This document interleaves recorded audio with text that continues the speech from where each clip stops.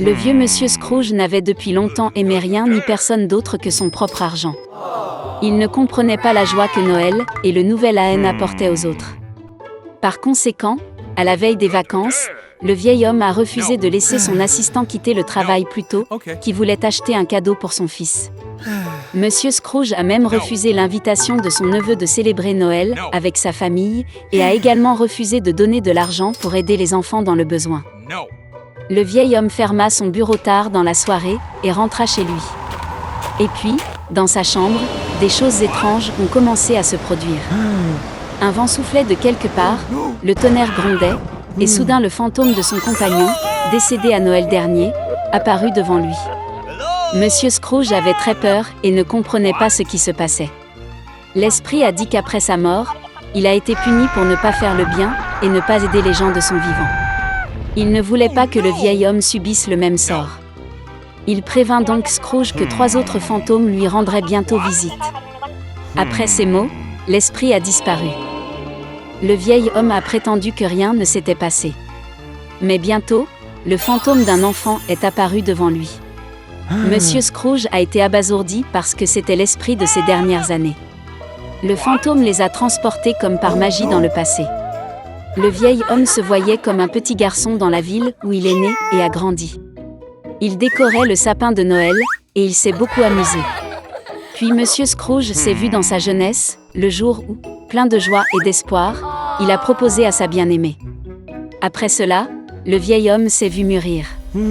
Sa femme pleurait et il ne pouvait pas comprendre pourquoi elle avait décidé de se séparer de lui. Le fait est que Scrooge ne faisait plus attention à elle, mais ne pensait qu'à l'argent. Le vieil homme ne pouvait pas le regarder lui-même de côté et demanda au fantôme de le renvoyer. L'esprit a finalement disparu, mais un autre fantôme est apparu à sa place. Il a porté Scrooge chez son assistant la veille de Noël. Toute la famille était assise à une pauvre table. Le vieil homme était sûr qu'il le détestait tout, mais il devint convaincu que ce n'était pas le cas. L'assistant a porté un toast à la santé de Monsieur Scrooge, et sa femme s'est jointe très volontiers au toast. Et puis le vieil homme a remarqué que le fils de son assistant était malade.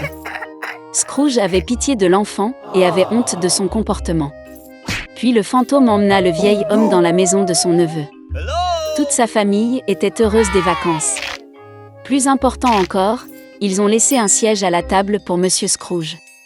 Le vieil homme ne s'attendait pas à voir ça, il pensait toujours que toute la famille le détestait.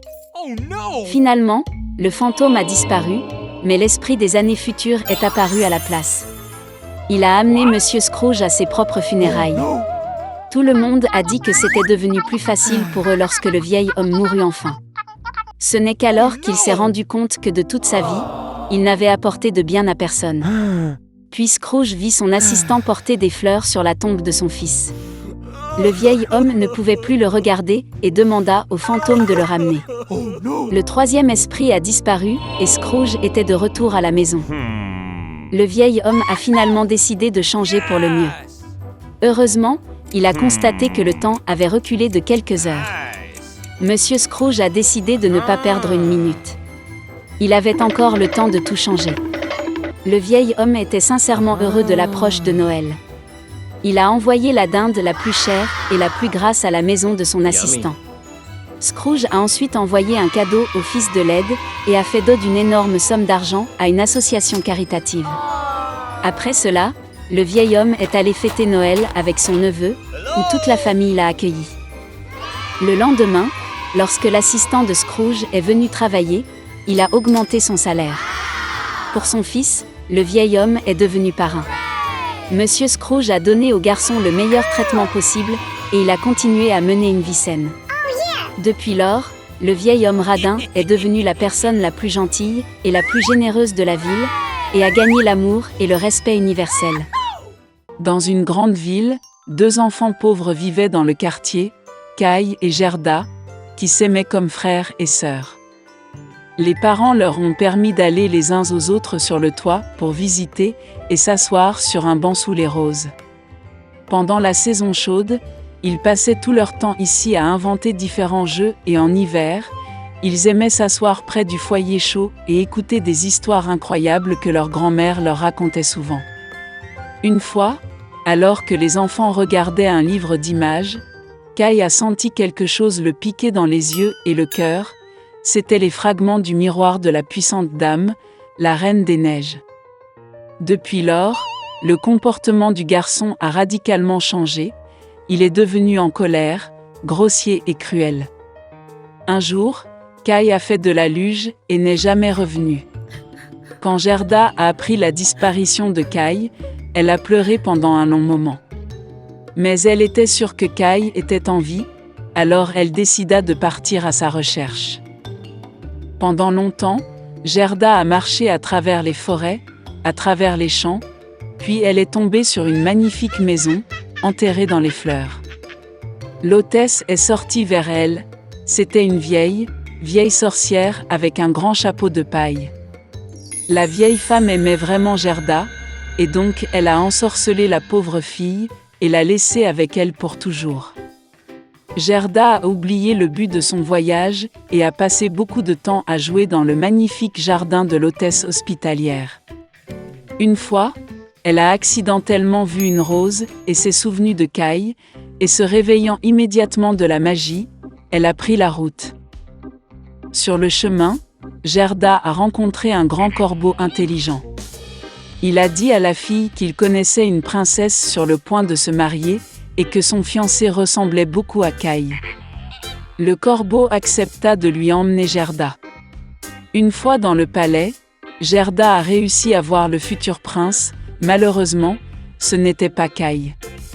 La princesse, ayant entendu la triste histoire de la jeune fille, lui a offert une voiture d'or avec un cocher et des domestiques, ainsi que des chaussures, un manchon et une robe magnifique. Et Gerda a pris la route. Dans la forêt sombre, la voiture étincelante a immédiatement attiré l'attention des voleurs, qui l'ont immédiatement attaquée. Le voleur a fait prisonnier Gerda. Elle a emmené Gerda au château du voleur pour montrer sa ménagerie, qui contenait des pigeons forestiers et des rennes de Laponie. En entendant l'histoire de sa captive, le voleur eut pitié d'elle et la laissa partir avec le renne à la recherche de Kai.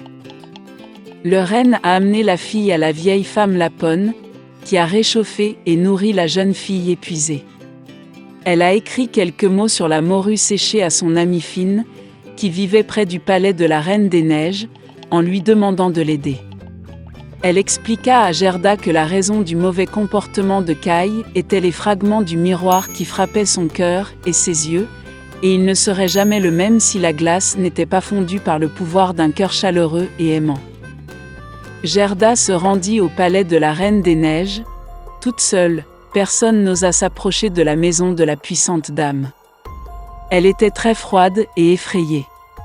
Se retrouvant dans le château, Gerda fut surprise de voir à quel point il était froid, désert et mort. Bientôt, elle remarqua Kai, qui devenait complètement bleu, presque noirci par le froid. Le garçon s'est assis dans un coin et a essayé de mettre le mot « éternité » hors des glaces, car dans ce cas, il aurait reçu le monde entier et une paire de nouveaux patins en cadeau de la Reine des Neiges. Gerda se précipita vers Kai, le serra fort dans ses bras et se mit à pleurer. Avec ses larmes chaudes, elle fit fondre l'éclat coincé dans le cœur du garçon. Après avoir ramassé, Kai a également commencé à pleurer, et le deuxième éclat a coulé de ses yeux avec des larmes. Comme ils étaient heureux de se voir. Mais il n'y avait pas de temps pour la joie. Ils ont dû sortir du palais de glace avant le retour de la Reine des Neiges. Lorsque Kai et Gerda sont finalement sortis du royaume de la Reine des Neiges, ils se sont dépêchés de rentrer chez eux. Sur le chemin du retour, ils ont rencontré tous les amis qui ont aidé Gerda dans sa recherche. À la maison, leur rose fleurie préférée les attendait, et tout ce qui se passait fut vite oublié par eux, comme un rêve lourd.